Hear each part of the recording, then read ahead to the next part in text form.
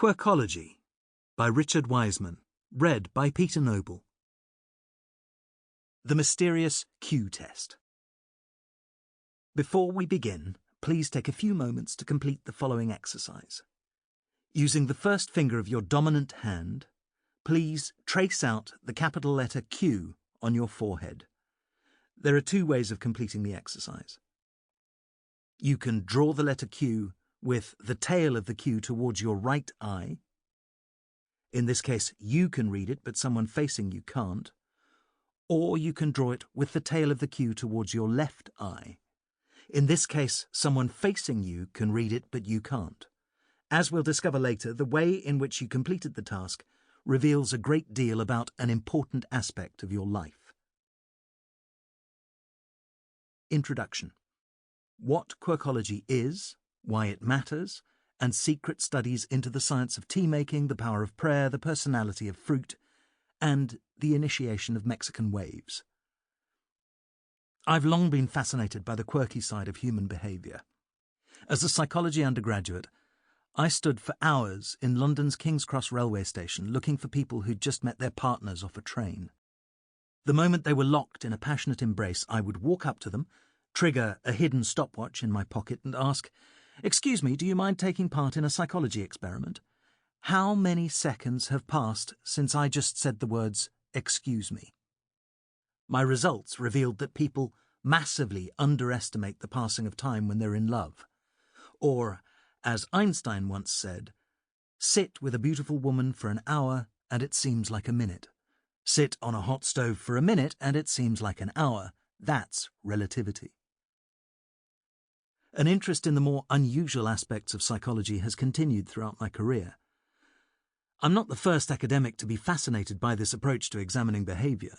Each generation of scientists has produced a small number of researchers who have investigated the strange and unusual. Maverick Victorian scientist Sir Francis Galton might be considered the founding father of the approach, and devoted much of his life to the study of offbeat topics. He objectively determined whether his colleagues' lectures were boring by surreptitiously measuring the level of fidgeting in their audiences, and created a beauty map of Britain by walking along the high streets of major cities with a punch counter in his pocket, secretly recording whether the people he passed were good, medium, or bad-looking. London was rated the best, Aberdeen the worst. Galton's work into the effectiveness of prayer was more controversial. He hypothesized that if prayer really worked, then members of the clergy, who clearly prayed longer and harder than most, should have a longer life expectancy than others. His extensive analyses of hundreds of entries in biographical dictionaries revealed that the clergy actually tended to die before lawyers and doctors, thus forcing the deeply religious Galton to question the power of prayer. Even the making of tea caught Galton's attention, when he spent months scientifically determining the best way to brew the perfect cup of tea. Having constructed a special thermometer that allowed him constantly to monitor the temperature of the water inside his teapot, after much rigorous testing, Galton concluded that the tea was full-bodied, full-tasted, and in no way bitter or flat when the water in the teapot had remained between 180 degrees and 190 degrees Fahrenheit, and had stood 8 minutes on the leaves. Satisfied with the thoroughness of his investigation, Galton proudly declared, "There is no other mystery in the teapot." On the surface, Galton's investigations into boredom, beauty, prayer, and tea-making may appear diverse. However, they're all excellent and early examples of an approach to investigating human behaviour that I have labelled Quirkology. Put simply, Quirkology uses scientific methods to study the more curious aspects of everyday life.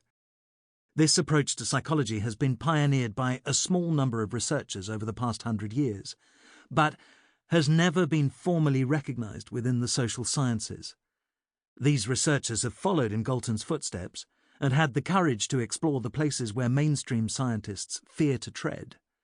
Academics have examined how many people it takes to start a Mexican wave in a football stadium, charted the upper limits of visual memory by having people try to accurately remember 10,000 photographs.